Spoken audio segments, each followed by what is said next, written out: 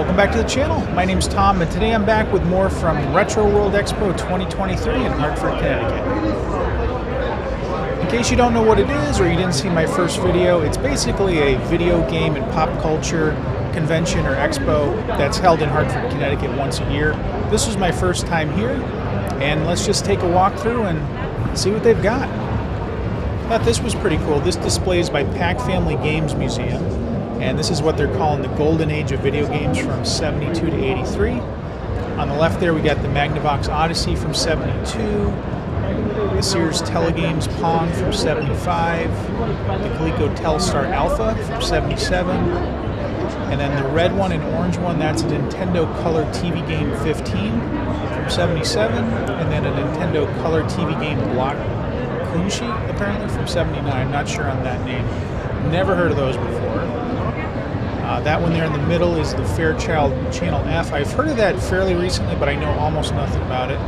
Of course, the Atari VCS, aka the 2600, probably the most famous game system of all time, I would guess. Then the RCA Studio 2 from 79, never heard of it.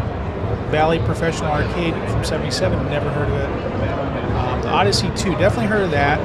That one's actually fairly affordable if you want to buy one in box. Then we got the Intellivision there from 79, the ColecoVision from 82, the Arcadia 2001, never heard of it. The Vectrex, definitely heard of that. That's pretty cool. And then the Atari 5200, which was fairly unsuccessful as far as I know, mostly because of the horrible controllers. So now let's take a look at some more vendors. And I was really interested in this Retron 5 here for only $100. They tend to sell for about $175 on Amazon, so $100 for a new one would have been a great price.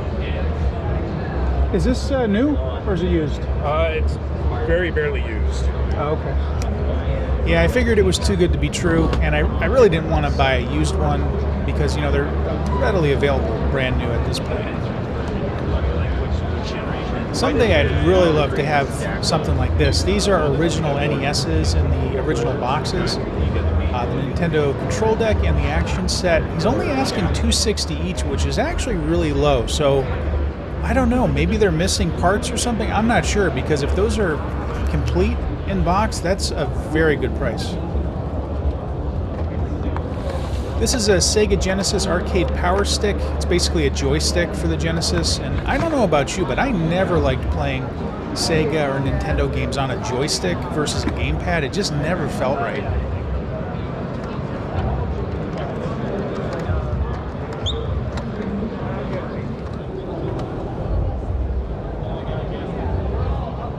Like you probably saw in the first video, they had tons and tons of old NES games here.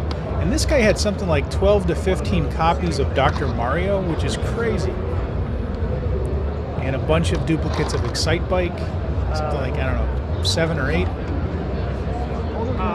Then he had all these copies of the Super Mario Bros. Duck Hunt cartridge, which is the one you'd find as a pack-in with the original systems.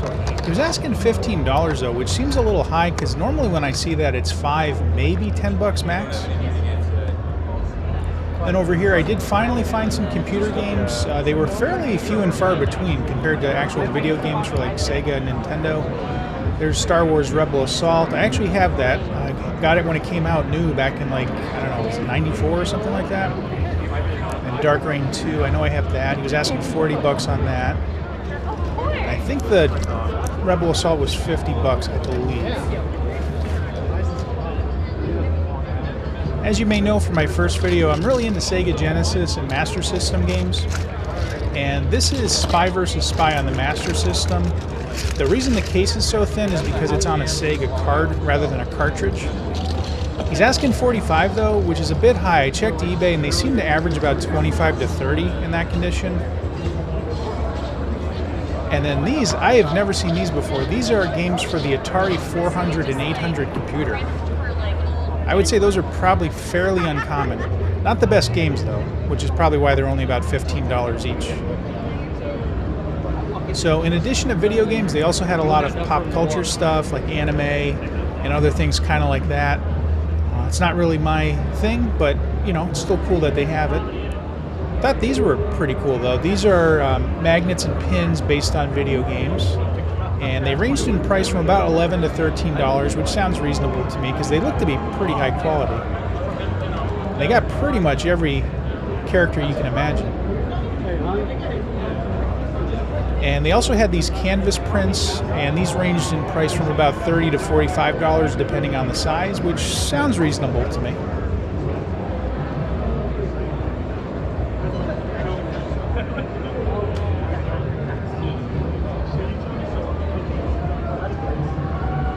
And don't forget, if you like this video, please give me a thumbs up, subscribe to my channel, leave a comment, and hit that notification bell.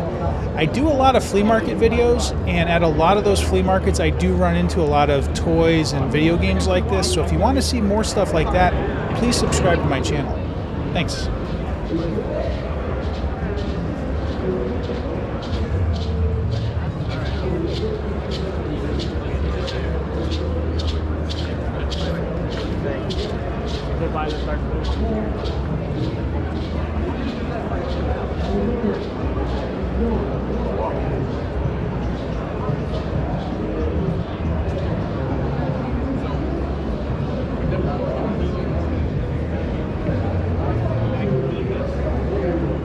I woke up this morning and my dream had you winning this whole thing. I'm telling you. These guys are playing some games by RetroWorld called Prison City and Iron Heat. And I'm pretty sure these are new games that are made to look like they were made back in the 80s. And I like that. I like playing a lot of games like that because usually when they make them nowadays, they're actually better than they were, you know, back in the 80s, for the most part.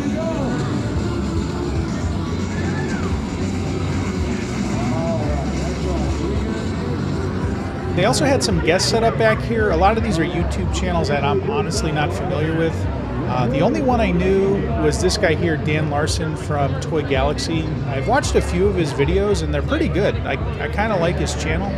The rest of them though, I don't recognize them. I just don't watch a lot of like video game YouTube channels, honestly. But let me know, is there anybody here that you recognize that you think I should have stopped and talked to maybe?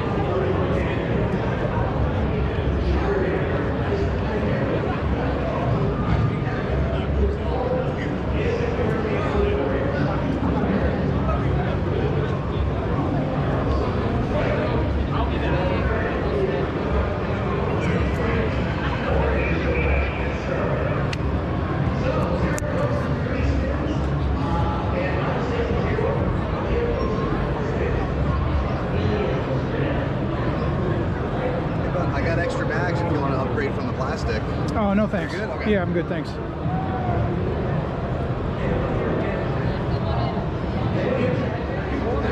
These games and systems here were all for auction, so you couldn't buy them. But I thought this was kind of weird. This is a remote control that somebody had professionally graded. I've heard of grading video games, comic books, baseball cards, things like that, but never a remote control. That kind of blows my mind. Now this is more my style here. We have an old Apple Mac from the mid-80s, Commodore VIC-20, Commodore 64, Texas Instruments home computer. I have all those in my closets at home. That's like, this is my wheelhouse. Who else remembers these old Tomb Raider PC games from the 90s where they had these weird, what are they, trapezoid boxes? This was pretty unusual. Somebody turned an old newspaper box into the Bedrock News. I'm fairly certain that was not mass produced. I'm thinking somebody just took an old newspaper box and converted it. And she had a really good outfit. That Twi'lek, I guess it is, from Star Wars.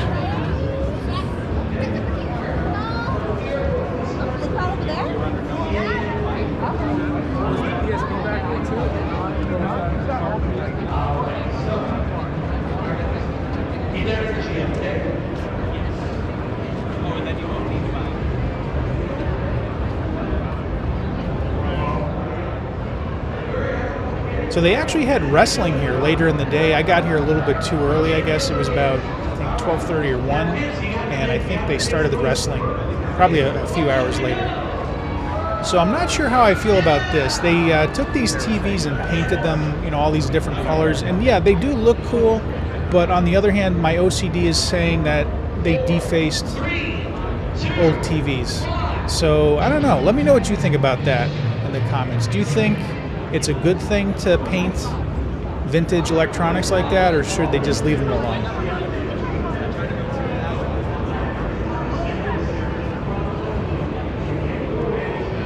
Back here, as you can see, they had a lot of people playing various consoles, and I think some of these were actual competitions and others were just people just having fun. A lot of these games I do not recognize, so if you know what games these are, definitely let me know in the comments.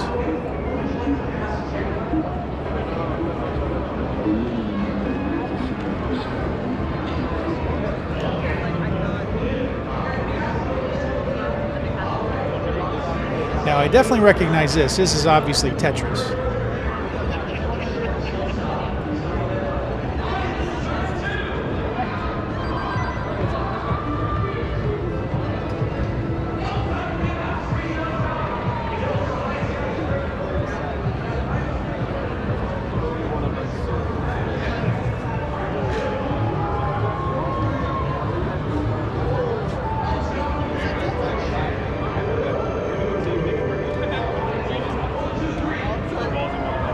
I didn't.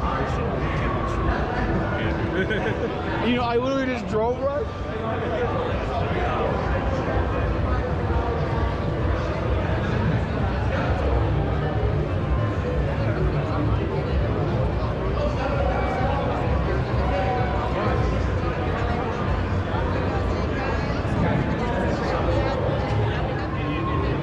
This caught my eye from across the room. This is, of course, K.I.T. from Knight Rider.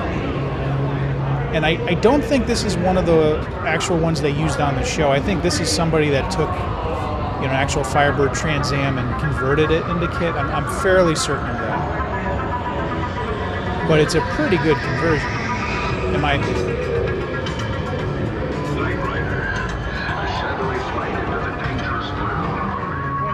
When Knight Rider came out, I was about 6 years old or so, roughly. And so I was super into it. I had a Knight Rider lunchbox, a Knight Rider Trapper Keeper, and the reason was this car. The stories, I don't really remember the stories that much. I remember the car, and that shot right there is iconic. That Trans Am with the, almost like a Battlestar Galactica Cylon scanner up front. And that song, the theme song was just awesome. And even today, being a 40-something-year-old guy, it's still awesome to me today.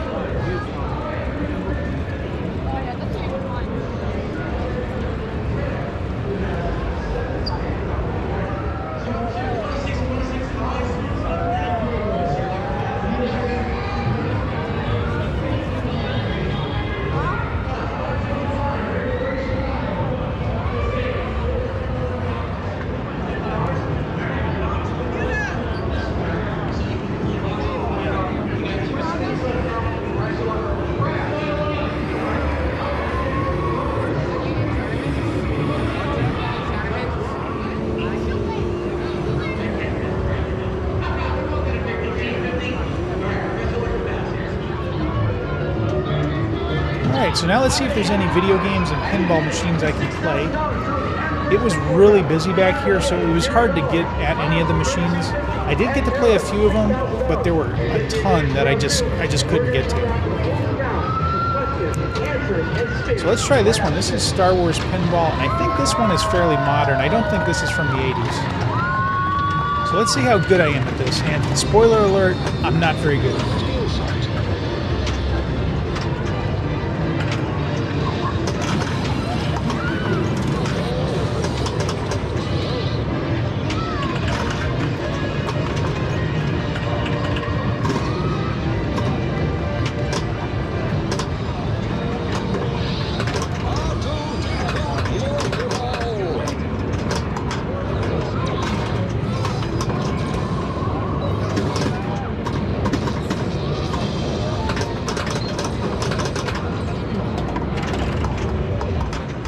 Here's one of my favorite arcade games of all time, Ghouls and Ghosts / Ghosts and Goblins. But like a lot of the games here, even though it was set to free play, nothing would respond. Like you'd hit the start button, nothing happened. So that was kind of disappointing. Oh my god, I just realized that guy's dressed as Cartman, I think, from South Park. And these white ones here are, I think these are called candy cabs, and I'm not too familiar with these. I think these are fairly modern, and I believe you normally see these most often in Japan, I think, but I just don't know that much about them. The ones that I like are these. These are the old school ones from the 80s and 90s.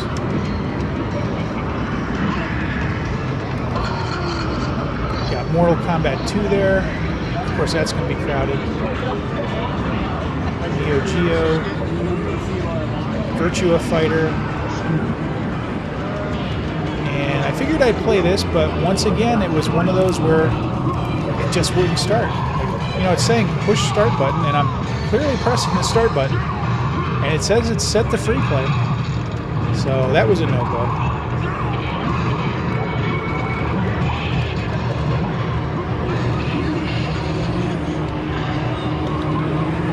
Same with this one, it wouldn't start. So I don't know if I was doing something wrong or what, but you know, it should start when you press start. Luckily, this one did work. This is Shinobi from Sega. This is a classic in my opinion. And it's very similar to the version you could get on the Genesis. And I've played this maybe once in the last 30 years, so you know, I'm not super great at it.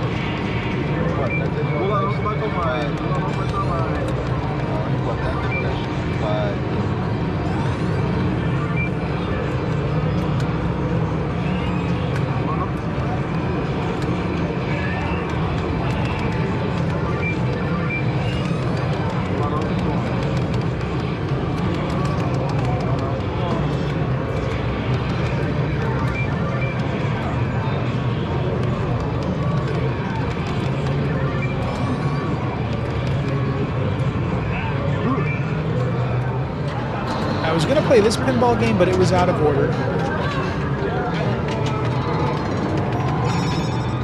And then this game here looked really cool with these tank controls, but it was out of order.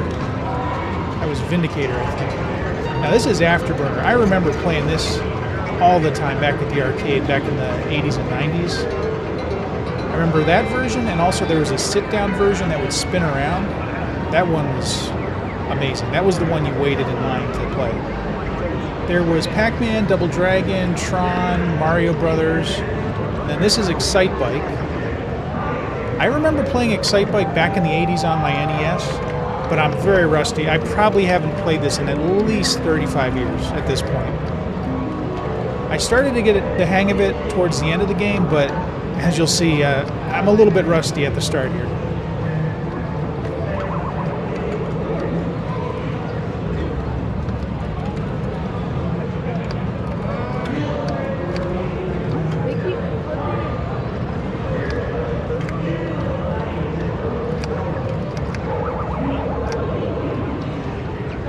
Here's R-Type. And I remember playing this game too, and I also remember not being good at it at all. But it's a lot of fun.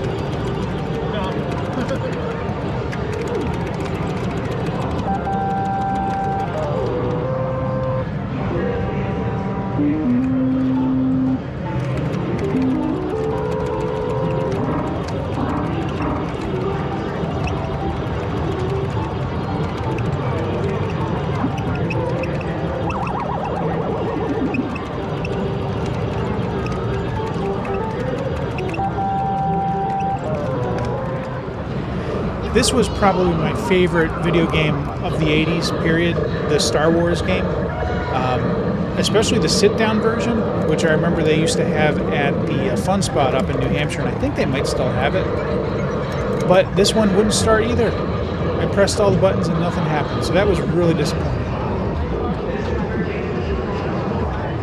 Here's Centipede. And this one I couldn't get out of the high score screen. I'm sure I was doing something wrong, but I didn't have time to figure it out. So tell me, what handheld gaming system is considered to be the best? Then over here they were doing a kind of game show, which I didn't get to see the whole thing. I kind of wish I did. And I kind of wish I had been a contestant because I think I would have done fairly well. Or the Nintendo Virtual Boy. Tara. Nintendo DS. Nintendo DS, and what do you say there, Aaliyah? Nintendo Switch. Oh, I should have gone with the DS because that's the right answer. All right, so Tara goes to 5 spins here. Miles stays at 2, and Aaliyah goes to 3. All right. Here comes your final question.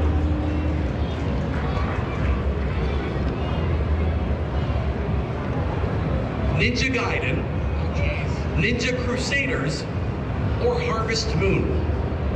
Which of these video game titles premiered first? That goes to Aaliyah. Harvest Moon. Harvest Moon. Is the correct answer Harvest Moon, Ninja Gaiden, or Ninja Crusaders? Tara. Ninja Gaiden. Ninja Gaiden, what do you say there, Miles? Ninja Gaiden. Ninja Gaiden is the right answer. All right, so at the end of the second question round, Tara.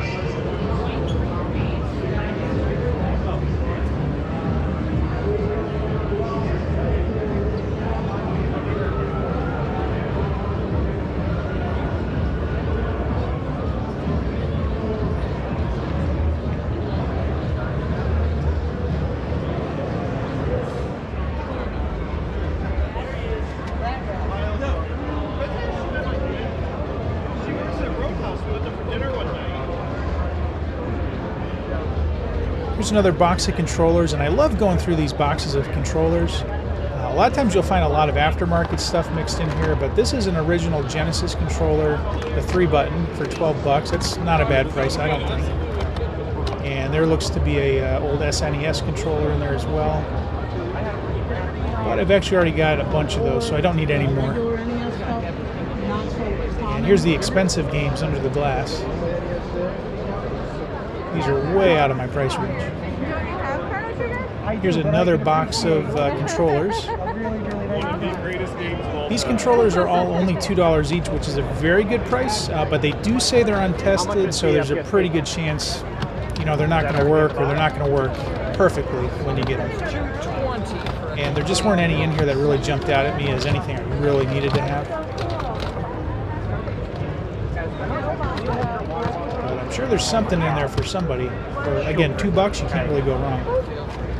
And these are cables and adapters, only $1 each, which is a good price. We don't actually see too many come in boxes. We see a lot of PSPs come in. This is the only one I've seen in a box. You have to know what it looks Some damn time. Can I open it? Do you mind? I'm looking for. I visited this vendor when I first got to the show, but I knew I had to come back because I kept thinking about this Star Wars Droid Hunt marquee. He had it for $50, and then there was also the Shatners Tech War PC game in the original box for I think $10. So before I left, I knew I had to come back and get this stuff.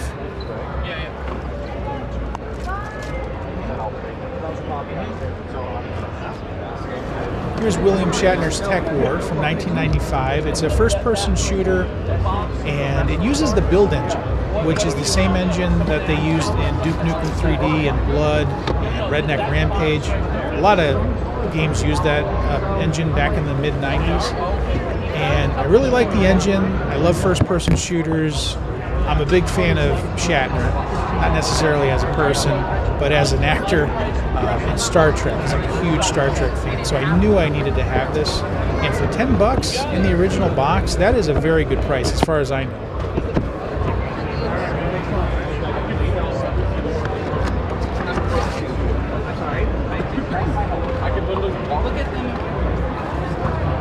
Do you know what would have been here? That's a good question. I honestly couldn't tell you off the top of my head. There was a piece of tape here, so something was here. Oh, yeah, okay. It was a CD, it looks like, Oh, of some sort. okay. Yeah, you're right. Oh, it's there's the, some sort of CD. it's the install disc. Oh, is it not inside here? I would think so. Yeah, it's weird that they would have it on Let's the cover. double check real quick. Yeah. So I saw the jewel case. It's possible that someone just put it in here. Yeah, got it in there. Yeah, that's the one. I think they may just want to err on the side of caution. Yeah, that's weird. I put it there. Do you know what year this is from? So, do you know what that is, first of all? I would guess a giant arcade game marquee. Very close. It's a slot machine. Oh. It was from a slot machine installation for a slot machine named Star Wars Droid. Very unique. I've never seen one before. No, neither have I. Yeah. Would you take 50 for this and this? Oh, 1 second, Dan. I'm so sorry. I'm sorry. So you got 50 on this, 10 on this. Would you take 50 for the two? Absolutely. Yeah, I'll do both. All right, works for me. I want to make sure that goes to a good home for somebody. It's like, yeah, there's something you don't see every day. Yeah, definitely. I think there's some plastic that you gotta like get out of there. Yeah, no, that's fine. I There's didn't want to mess plexiglass, with it. I think. Let somebody do it. I would use goof off to get that out. Yeah, almost it looks like the protective. There's like a protective thing that, hey, what's going on? How you doing? I'm good, I'm good. Tomorrow I will have more. Tomorrow. Okay, sorry. Yeah. Oh man, it's so crazy today. Oh my goodness gracious. And it's like, everything's going a million miles an hour. 50. Yep, we're good. All right. Well, thank you so Thanks. much. Enjoy. Yeah, it sure will. Good to see you coming to the right home. Oh, yeah. Well worth that price, actually. You keep that. Yeah, that's All right, thanks. in the 70s. And that might be because I'm building cases for them. They're going to be behind. And with that purchase, I'm pretty much tapped out for the day. I think I ended up spending almost $200 at this show, which is a lot for me. I usually don't spend nearly that much at flea markets, but I think it was all worth it. And before we leave, I just want to take a look outside here in the hallway. They had some cars set up from some movies and TV shows, so let's take a look. So over here we've got, I guess this is Herbie the Love Bug from the Lindsay Lohan movie, I think, which I never watched. I remember the original Herbie the Love Bug back from the, what was it, late 60s or early 70s? I'm not sure what the green car is supposed to be. I don't know if that's from a movie or if that's just some car that's been modified. But this one here is definitely the Men in Black car from the first movie. I don't think this was actually in the movie. I think it's just somebody's car that they modified to look like it, but it looks pretty good.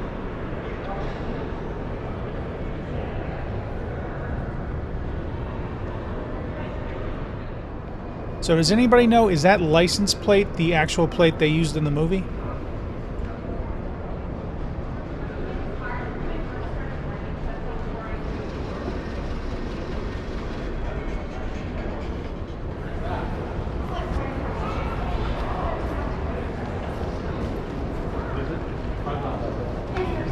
And there you have it. That's RetroWorld Expo 2023 in Hartford, Connecticut.